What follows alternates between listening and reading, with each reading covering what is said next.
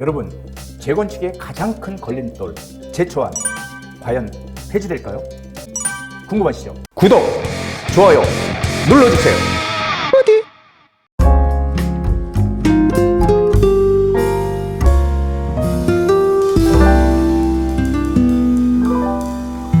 부동산 DJ. 안녕하세요. 부동산 DJ 한정훈입니다. 자, 오늘 부디 한수에서는요, 지금 말이 많이 나오고 있죠. 이번 11호 부동산 대책 때문에 지금 재건축 초과이익 환수 제도의 그 얘기가 나오고 있는데요. 지금 막 그 11호 대책에 의해서 여기저기서 반발이 심하죠. 대출도 강하게 규제하고, 그리고 하다못해 전세 대출도 지금 잘 안 나오고, 여러 가지로 지금 아우성을 치고 있습니다. 그래서 지금 뭐 정부에서 지금 여당에서는 자, 이렇게 막 여기저기서 논란이 나오니까요. 그리고 공직자 상당히 뭐 금융통화위원장부터 뭐 국토부 차관, 소위 부동산 정책을 추진하는 사람들의 이 부동산 보유 문제 때문에 지금 시끌시끌한데요.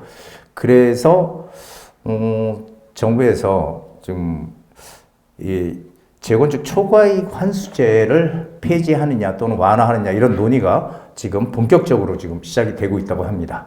자, 그렇다면 여러분, 재건축 초과이익 환수제, 우리가 재초환이라고 얘기하는 이게 과연 도대체 뭐가 문제인지, 재건축 재개발, 이 도심의 정비 사업을 진행할 때 이 재건축 사업에 이 재초환이 있거든요. 그래서 이게 도대체 뭐가 문제인지 한번 살펴보는 시간 준비하겠습니다. 자, 먼저 세미나 11월 5일. 자, 이제 11월 초입니다. 드디어 11월 달입니다. 11월 5일 2시부터 오후 2시부터 진행합니다. 주제요, 본격적인 규제 시대. 자, 이제부터 4개월도 안 돼서 대책이 3번이나 나왔습니다. 6.27 대책부터. 그렇죠? 자, 이게 11호 대책까지 3번이나 지금 나왔는데요. 이제 본격적인 규제 시대로 접어듭니다. 문재인 정부 때와 같은 그런 양상이죠. 자, 본격적인 규제 시대, 규제가 나왔으니까 우리가 그냥 가만히 주저앉아 있어야 될까요? 아닙니다. 우리 과거의 사례를 바탕으로 해서 기회를 잡는, 어떻게 하면 기회를 잡을 수 있을지. 지금 남들이 지금 규제가 이제 본격적으로 나오네. 그러니까 일단 좀 상황을 좀 지켜봐야 되는 거 아니야? 이렇게 생각하는 분들 많은데요. 그럴 때 우리가 기회를 어떻게 빨리 남들보다 빠르게 움켜쥘 수 있는지 투자 전략을 공개하는 시간 준비하겠습니다. 자, 이때 꼭 오셔야 되는데요. 이때 못 오시는 분들을 위해서 1대1 개별 상담 항상 수시로 24시간 접수하고 있으니까요. 빠르게 전화 주시기 바랍니다. 자, 그렇다면 한번 보시죠. 자, 재건축 초과이익 환수제, 뿔난 부동산 민심잡기, 국토위에서 재초안 완화하나 또는 폐지를 검토한다. 자, 이렇게 지금 얘기하고 있습니다. 자, 기존 입장 선회에서 재초안 완화 및 폐지 검토 중. 이번에 11호 대책에서 지금 상당히 놀란 거죠. 정부에서. 그래서 이거라도 좀 뭔가 좀 민심을 좀 달래자. 좀 이렇게 지금 얘기를 하고, 이 재초안을 폐지하느냐 아니면은 완화하느냐, 이렇게 지금 논의를 하고 있다고 합니다. 근데 문제는 완화는 전혀 의미가 없어요. 이 재초안이라는 자체가 사실 태생 자체가 뭔가 문제가 좀 있는 그런 대책입니다. 제도입니다. 그래서 한번 재건축 초과이익 환수제에 대해서 여태까지 그냥 재건축 초과이익 환수제는 재건축에 상당히 걸림돌이 되는 그런 정책이다, 이렇게만 생각하시던 분들에게 한번 오늘 자세하게 좀 왜 이것이 문제인지 한번 살펴보도록 하겠습니다. 자, 재건축 초과이익 환수제라는 건요, 우리가 주택 재건축 사업에서 발생되는 이익, 이게 초과이익이라고 했는데 이게 뭐가 도대체 어느 정도 선에서 올라가면 초과이익인지 잘 모르겠어요, 솔직히. 초과이익을 환수하는 겁니다. 그래서 정상적인 집값 상승과 사업비를 뺀 초과이익이 일정 수준을 넘게 되면 그 일부에 대해 부담금을 환수하겠다. 자, 이런 겁니다.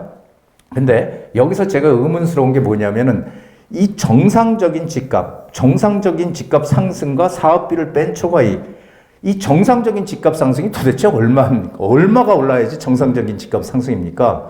이거는 정말 주관적인 잣대가 아닐까요? 이거를 어떻게 정상적인지 비정상적인지 우리가 그걸 갖다가 딱 숫자로 얘기할 수가 있을까요? 상당히 조금 말이 좀 안 맞는다 이런 생각이 좀 듭니다. 자, 그래서 우리가 재건축 사업에서만 적용이 되는 게 초과이익 환수제예요. 이게 재개발 시장에서는 적용이 안 됩니다. 재건축과 재개발은 이 공급을 하기 위한 두 가지 축이잖아요. 그렇죠? 재개발, 재건축. 왜냐하면 도심에는 빈 땅이 없으니까, 그렇죠? 낡은 집을 부숴서 새 집을 짓는 거. 이게 재개발과 재건축이잖아요. 근데 재개발에는 해당이 안 된다는 거. 이것도 참 형평성의 문제가 있죠. 자, 그런데 토지 등 예외가 있어요. 토지 등 소유자가 직접 시행하는 소규모 재건축 사업. 소규모 재건축 사업은 부과 대상이 아닙니다. 소규모 재건축 사업. 그래서 여러분 고덕동에 가면요. 명일 3만 아파트라고 있어요. 고덕역 바로 역세권에 붙어있는 명일 3만 아파트. 300세대 조금 넘는 규모의 아파트입니다. 자, 이거 지금 재건축을 추진하는데 뭘로 해요? 소규모 재건축 사업으로 해서 여기는 초과이익 환수제가 적용이 안 된다. 이런 얘기를 제가 드리는 거죠. 근데 그 고덕 명일 3만 아파트가요, 용적률이 되게 높습니다. 그래서 재건축이 이게 되겠냐 이렇게 생각하는 분들 많은데 바로 고덕역에 붙어 있죠. 고덕역은 뭐가 들어요? 9호선 들어오잖아요. 5호선, 9호선, 이제 9호선도 곧 들어올 겁니다. 그래서 이게 상당히 입지는 기가 막히게 좋은 곳에 학원가도 다 모여 있고, 근데 이 명일 3만 아파트가 용적률이 높은데도 지금 재건축, 이 소규모 재건축 사업을 추진하는 거는요, 뭐예요? 이게 바로 상업지역에 있는 아파트, 상업지역. 상업지역에 있는 아파트 용적률, 일반 상업지역 용적률 800%거든요. 그렇기 때문에 이게 사업을 하면은, 높이 올라가는 것도 올라가지만, 한 45층 이상 올라가겠지만은, 이 사업성도 상당히 좋다는 거죠. 그래서 이 고덕동 명일 아파트 관심 있는 분들은 좀 눈여겨 봐두시는 것도 괜찮을 것 같습니다. 그렇다면 부과 시점 한번 볼게요. 이게 어디에서 재건축을 진행하는 어떤 시점에 적용이 되냐면요. 조합 설립 인가 단계에서 입주 시점까지, 준공 입주 시점까지. 자, 조합 설립 단계부터 이게 적용이 되는 겁니다. 그래서 입주 시점까지 준공이 돼서, 그래서 재건축 통해 얻은 이익이 조합원 1인당 얼마요? 8천만 원. 1인당 8천만 원이 넘으면은 그 넘는 것부터 10에서 최대 50%까지 환수하겠다, 이렇게 부과하겠다, 이렇게 지금 얘기를 하고 있는 거예요. 자, 2006년 도입 후, 이게 2006년도에 도입이 됐습니다. 제초안이 재건축 초과이익 환수 제도가 시행이 이런저런 이유로 유예가 되다가요, 2018년도 문재인 정부에서 다시 시행이 돼서 지금 살아있는 제도죠. 그래서 재건축을 하는 그런 단지에서는 이 제초안을 없애야 된다, 폐지해야 된다, 이런 얘기들을 상당히 많이 지금까지 해왔죠. 자, 초과이익 부담금요. 재건축 초과이익 환수제, 이게 보시면요. 8천만 원 이하, 조합원 1인당, 요까지는 안 내, 8천만 원 이익 나는 거는. 그러니까 8천만 원까지만 이익을 내고 나머지 그 넘어가는 금액은 금액대별로 해서 최대 50%까지 적용을 하겠다. 그러면은, 자, 여기 보면요. 2억 8천만 원이 올랐어. 그러니까 한마디로 입주할 때 보니까 2억 8천만 원. 그러면은 2억 8천만 원의 거의 절반, 1억 4천만 원을 어떻게? 부담금으로 내야 된다는 거예요, 이게. 그러니 이게 상당히, 그러니까 8천만 원만 이익이 나라, 더 이상 나면 안 된다, 이런 얘기잖아요. 그렇죠? 재밌습니다. 그래서 이런 것들이 과연 정상적인 제도인가 하는 의문이 조금 들긴 합니다. 자, 제초안은요, 이게 합법적인 정책일까요?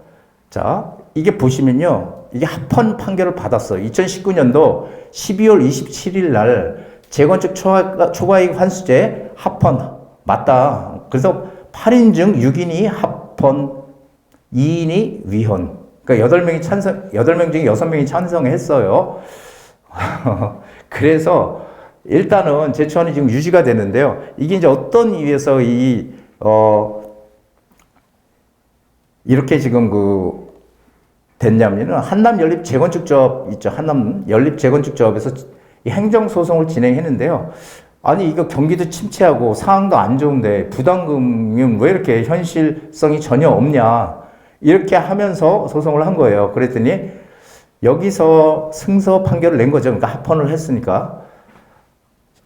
헌법재판소에서요. 법 자체의 위헌성, 이 법 자체가 위헌성이 있냐 이런 걸 따진 게 아니고요. 그 당시 경기 상황과 이 청구인들이 주장하는 게 뭐예요? 경기 침체 상황에 부담금 너무 많다. 이걸 가지고 이 주장을 가지고서 판결을 한 겁니다. 근데 사실은 이게 이 소송을 한 사람들의 문제가 아니고요. 우리 국민 전체의 문제잖아요. 그렇죠? 이 주장을 가지고 이게 합헌이다 이렇게 얘기를 했기 때문에 항상 또 헌법재판소 가면 또 어떻게 판결이 날지 사실은 잘 모르는 그런 내용이 아닐까요? 자, 제초안의 문제점 한번 이제 보죠. 이제 본격적으로 한번 잘 보세요.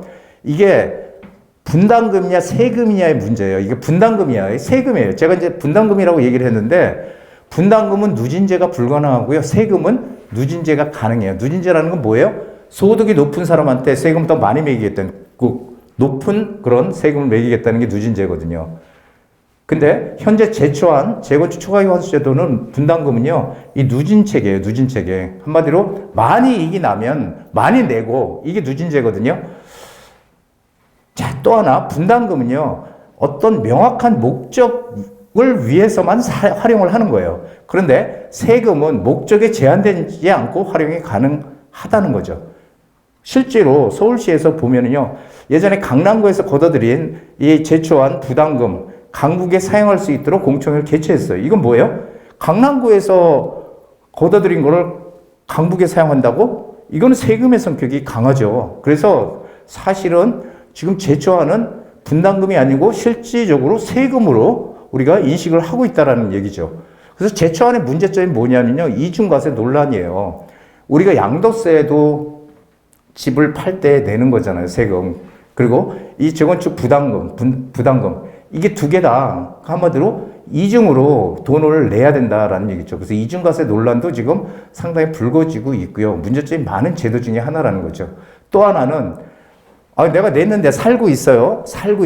재건축 초과이익 환수 제도라는 거는 내가 지금 팔 때 내는 게 아니고요. 입주해서 오른 시세를 거주하면서 내라는 거예요, 돈을. 난 팔지도 않았는데. 그래서 이건데 만약에 집값이 떨어지면 어떻게 됩니까? 떨어지면은. 올랐을 때 지금 얘기를 하는 거잖아요. 최대로 2억 얼마가 올랐을 때 50%까지 이걸 봤으니 50% 내라. 이거잖아요. 근데 많이 떨어지면. 부담금 내고 거주인데 집값 떨어지면 이거 정부에서 보상해 주나요? 그런 규정 없잖아요. 그러니까 이게 상당히 좀 문제가 있는 제도다라고 저는 개인적으로 생각을 합니다. 그리고 부담금을 누가 낼 것인가? 이것도 상당히 문제예요. 왜냐하면 아까 말씀드렸죠. 조합 설립에서 입주한 그 기간 동안에 최종적으로 가지고 있었던 분, 준공 때 최종적으로 소유한 사람이 부담금 전액 납부하는 거예요. 그럼 만약에 조합 설립이 되고 나서 뭐 관리처분 단계에서 중간에 팔았어. 어떤 사람이. 왜냐면 그 단계마다 기간이 길잖아요. 팔았어. 근데 그 사람은 팔 때 재건축 초과이익 환수 부담금 내나요? 안 내요, 이 사람은. 중간에 사람들은 안 내요, 전부. 중간 소유자. 그러니까 몇 번을 팔아도 이걸 내는 사람은 어떻게 해요? 마지막에 가지고 있는 사람, 준공 때. 이게 형평성 문제죠. 중간 소유자의 양도 차이, 양도 할 때 세금 없어요. 이거 초과이익 환수제도 안 낸다는 거예요, 이거. 부담금을. 그래서 형평성 문제도 이것도 또 크다라는 거고요. 자, 그리고 제가 이제 많이 얘기하는 게 이거죠. 미실현 이익에 부과한다는 거예요. 우리가 세금을 낼 때 항상 실현된 이익, 내가 팔아야지 세금을 내는 거잖아요. 팔아야지. 가지고 있는데 세금 냅니까? 안 내잖아요. 그러니까 실현된 이익에 대해서만 과세하는 거예요. 이게 조세 정의의 기본 원칙이에요. 실현된 이익에 대해서만 과세한다. 근데 가상의 미실현 이익, 그러니까 미실현, 아직 이익이 실현이 안 됐죠? 왜 안 됐어요? 왜 내가 3억이 올랐으면 된 거 아니야? 이렇게 얘기할지 모르지만 내가 팔지 않았는데 돈이 어디 생겼어? 눈에 보여요? 안 보이죠? 그냥 살고 있어요, 나는. 실현이 안 됐어. 그래서 미실현 이익에 대해서 세금을 부과하는 거잖아요. 이거는 재산권 침해의 소지도 상당히 강하다는 겁니다. 그래서 제초안, 재건축 초과이익 환수제도가 위헌이다. 이런 얘기들을 많이 하죠. 이게 또 언젠가는 헌법재판소에 또 한번 심판을 받을 날이 올 거예요. 그래서 정부에서 지금 11호 대책의 후폭풍이 거세니까 거기에 대해서 뭔가 좀 달래기 위해서 제초안 풀어줄게. 이렇게 하지 않았나 싶어요. 정말 공급을 늘리기 위해서 풀어줬다면 정부가 정책이 이 생각이 이제는 좀 많이 바뀌었네 이렇게 생각할 수 있겠지만 그렇지 않다는 생각이 많이 들어서 좀 안타깝습니다. 어쨌든 이 재건축 초과이익 환수제도의 문제는 재건축에만 있고요. 미실현 이익에 대해서 내라고 하고요. 그리고 중간에 얼만큼 이익이 나서 어떤 사람이 팔고 나가든 마지막에 가지고 있던 사람이 최종 소유자죠. 최종 소유자가 다 내야 되는 이상한 구조로 돼 있는 그런 제도다라는 거죠. 그래서 사실은 이 제초안은 없어지는 게 맞다라고 저는 이제 개인적으로는 생각을 합니다. 여러분 생각 어떠십니까? 그래서 재건축 초과이익 환수 제도가 이렇다라는 것을 여러분들에게 한번 설명을 쫙 해드렸습니다. 자, 본격적인 규제 시대 기회를 잡는 투자 전략을 공개합니다. 11월 5일이고요. 이때 반드시 오셔야 됩니다. 이때 정말 중요한 얘기들 많이 제가 알려드릴 거니까요. 반드시 오세요. 그리고 내년 시장의 전망까지도 제가 계속 1년 전마다 매년 새해가 되기 전에 미리 시장에 대한 전망을 해왔잖아요. 근데 제 말이 다 맞았지 않습니까? 지금 와서 보니까 그때는 아닌 것 같았지만 역시 이번에도 제가 해안을 가지고 이 시장에 대한 전체적인 점검을 하고 투자처를 확실하게 잡을 수 있는 그런 전략을 알려드리겠습니다. 자, 마음에 드는 부동산 투자를 잊지 않는다. 특히 좋은 위치, 가격 조건을 같은 면에서 순식간에 사라진다. 바로 그런 식입니다. 여러분, 부디의 연속 오늘 여기까지입니다. 한정훈의 부동산 DJ에서는 여러분들의 고민을 기다립니다. 영상을 보시고 투자에 관심 있으신 분은 지금 바로 연락 주시기 바랍니다.